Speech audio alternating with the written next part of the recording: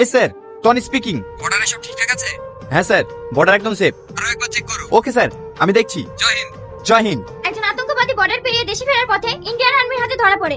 এই আতঙ্কবাদীর উদ্দেশ্য কি? বোম ব্লাস্ট নাকি বড়সড় কোনো হামলা? তদন্ত চালাচ্ছে সীমান্ত রক্ষা বাহিনী। বাকি বিস্তারিত বল কি উদ্দেশ্য তোর? কেন এসেছিস এই দেশে? আমি কোনো দোষ করিনি স্যার, এটা আমার দেশ, আমি আমার দেশে ফিরে এসেছি। তুই যদি এই দেশের বাসিন্দা হোস, তাহলে তোর পরিচয় কি? আমি ইন্ডিয়ান আর্মি, ঈশান খান। ঈশান খান? আপনি ওকে চেনেন স্যার? হ্যাঁ চিনি। আজ থেকে 20 বছর আগে ও ইন্ডিয়ান আর্মিতে ছিল। তাহলে ওভাবে চোরের মতো বর্ডার ফিরে আসলো কেন? ও আমাদের সঙ্গে বিশ্বাসঘাতকতা করেছে। শত্রু দলের সঙ্গে হাত মিলিয়ে আমাদের 5 জন সৈনিককে খুন করে পালিয়ে গিয়েছিল। আমি বিশ্বাসঘাতকতা করিনি, আমি এই দেশকে ভালোবাসি। দাঁড়াও টনি, ওর বিচার এই দেশের আইন করবে। ওকে কোর্টে চালান করো। তুমি আর্মিতে আছো তাই না?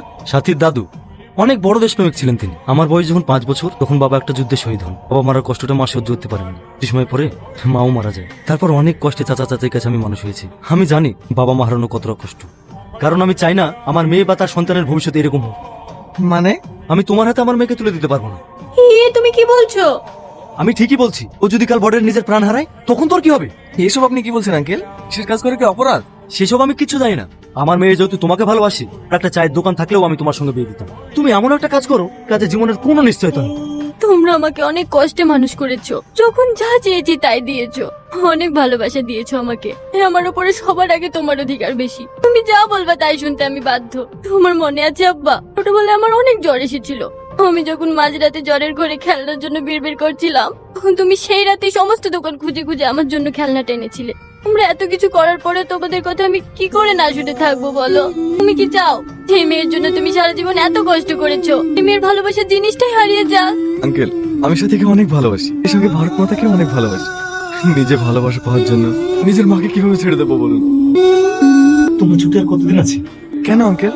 বিয়ের জন্য দিন তো ছুটি মধ্যে করতে হবে তাই না? তাহলে হদি সাহেব, বিয়েটা সেরে ফেলে ভালো নাকি? হ্যাঁ হ্যাঁ অবশ্যই। ক্যাপ্টেন ঈশান, রোহান তুমি এখানে? আপনার জন্য একটা জরুরি খবর আছে। বর্ডারে হঠাৎ শত্রুদের হামলা করেছে। তোমাকে আমার সঙ্গে যেতে হবে। ঠিক আছে, আমি ভোরবেলা বেরিয়ে পড়বো।